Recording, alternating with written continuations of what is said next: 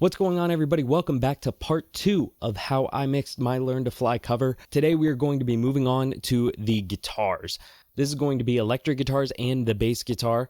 We'll start with the Strat track from my good friend Esty. Very simple, 4 channels. We've got left, right of the room, as well as on the guitar itself. The pannings are a little weird, left and right obviously for the room, and then the left and right of the MXL and the Electro Voice.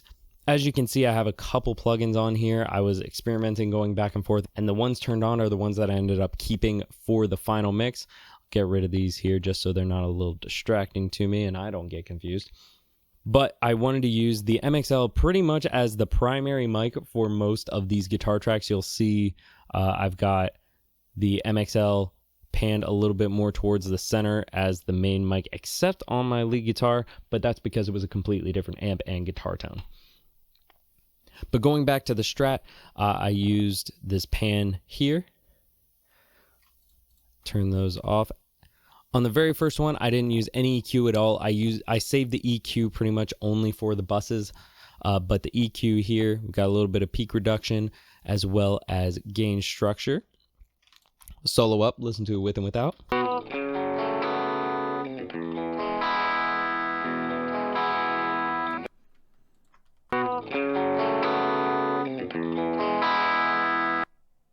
Then moving on to the second track here, again, the CLA3A, I actually used pretty much the exact same settings because I set them at the same level. I was able to record the channels the exact same way.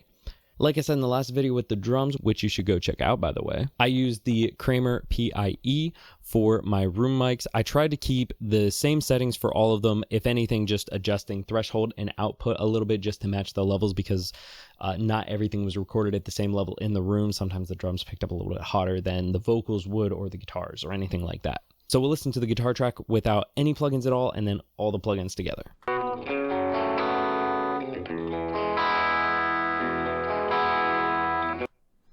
And we'll turn it back on.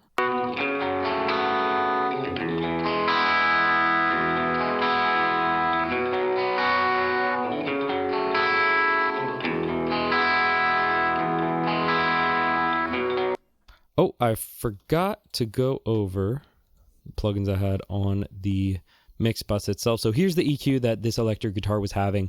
It seems like it was a little thin, but again, it needed to just pierce through the mix and come out on its own. The Strat I used primarily as the guitar for the verses. It had a better picking sound than the Gretsch did. The Gretsch ended up being the backbone of the rhythm guitar that we did on the choruses, as well as the bridge and outro of the song. Moving on from there, we'll close this folder here. This is the Gretsch channel. So we'll turn everything off and show you the sound that it has, and then turn everything back on. Let me jump to a chorus because that is where this guitar was primarily pushed in the mix.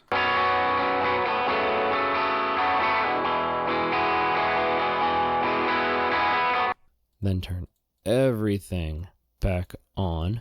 I'll explain the PSA1 in just a second. So we turned everything back on. We're going to see what it sounds like now.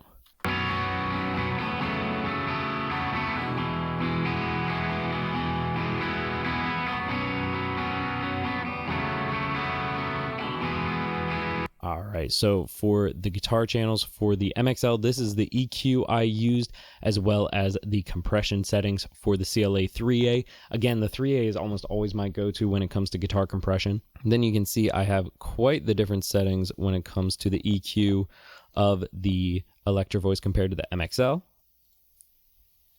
And the Kramer, same settings as everything else. Then the 1176, the Q8, and you see here at the bottom, I have the center.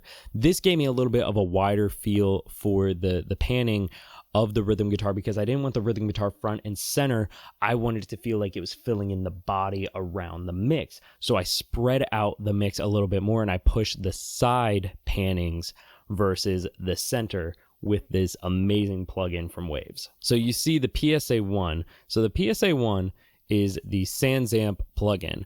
I don't use this plugin very often, but It's really good for adding a little bit of grit and drive to a certain channel, to whatever channel you want to use.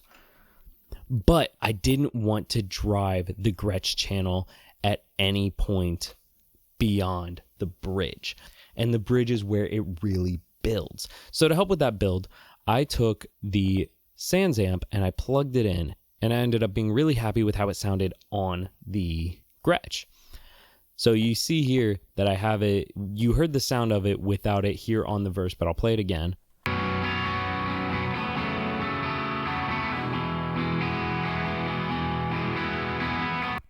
But I automated the bypass to bring it in on the bridge all the way to the end of the song, just to give it that little bit more bite. So I'm going to play it and you'll hear it kick in. You'll see the bypass light up, go away.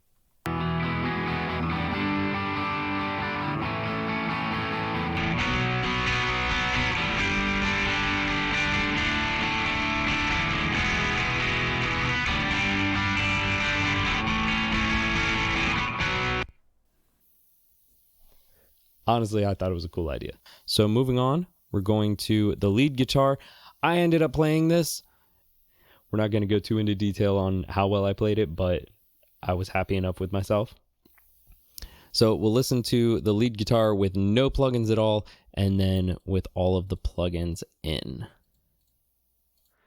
And you see here the pannings are just hard left and right for everything. With the MXL up a little bit further than the RE16, the MXL being panned all the way to the left side is going to have a little bit more heat when it comes to the lead guitar versus the right one. So again, let me jump to a part that's going to have it, and we'll do this verse here.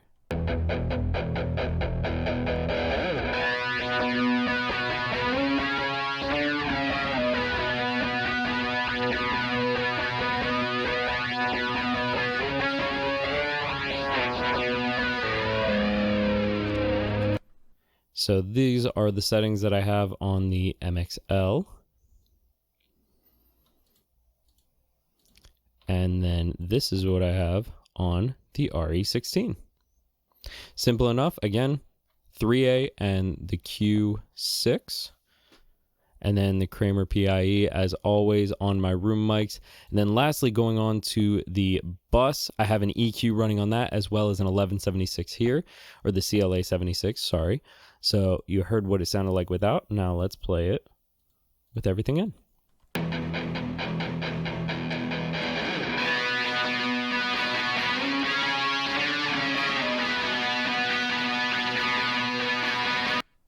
You can hear a little bit of a difference primarily in how I mix this in comparison to one of the guitars that Esty was playing, because I didn't use too much of the room reverb on this, because the lead guitar isn't so much supposed to be there to capture the reverb, but to give you a little bit more of a harmony line to follow. So let's put all the guitars in together and see what they sound like.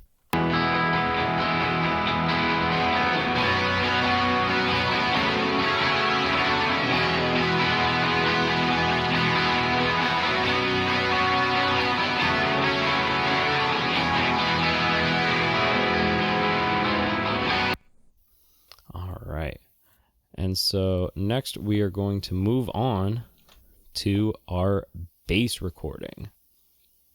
So I had some trouble with the bass amp that I had. I still have to take a look at the electronics a little bit on the inside. Might need dusted out or something, I'm not sure. But it was having a little bit of connection issue, but we were able to get a solid take without it giving us any issue. So again, you see, like the last track, I recorded with the B52 in, but I ended up taking it out and only using the D4 and the DI, because the D4 adds the little bit of edge that I need, and the DI captures a beautiful body of the bass. So we're going to turn everything off, hear what the bass sounds like without it all, and then with.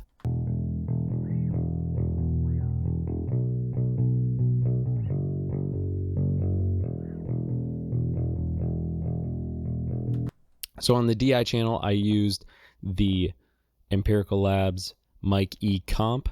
Didn't actually go with any presets. I ended up not liking how any of the presets sounded and did my own settings, as well as set up the R bass to give me a beautiful sound, a little bit of extra body to it.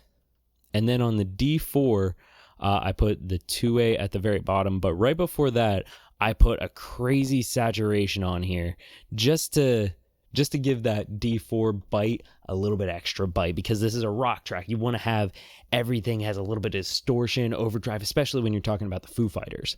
Then lastly, of course, we've got the Kramer on the 2 room mics, and then I have the Mic E on here. Again, this is the bass foundation. I ended up using that for the bass mix bus. So we listened to it without, and now we'll throw everything back in.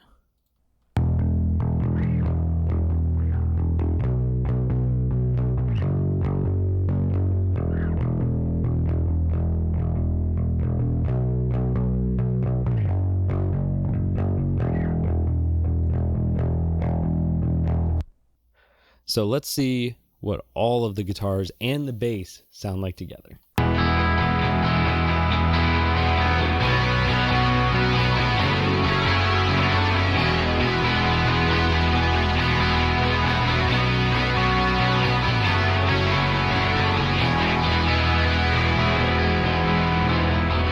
Shout out to SD and Josh. Thank you both so much for helping me get an amazing set of guitar tracks to use on this song. I'm really happy with how they sound. I hope you guys are too. This is it for the guitar and bass mixing behind the scenes. I'm really happy with how my guitars turned out, and I hope I get more guitar tracks like this in the future, but I'm going to try and learn from everything I did and make it even better for my next recording. Thank you guys so much for watching. I hope you really enjoyed this video. Make sure you leave a like and comment down below. Tell me about any settings that you would have tried on this. I can always give it a try myself, maybe post the results of that. Thank you for watching. Looking for a sign of life. Looking for something to help me burn out right. And I'm looking for a complication. Looking 'cause I'm tired of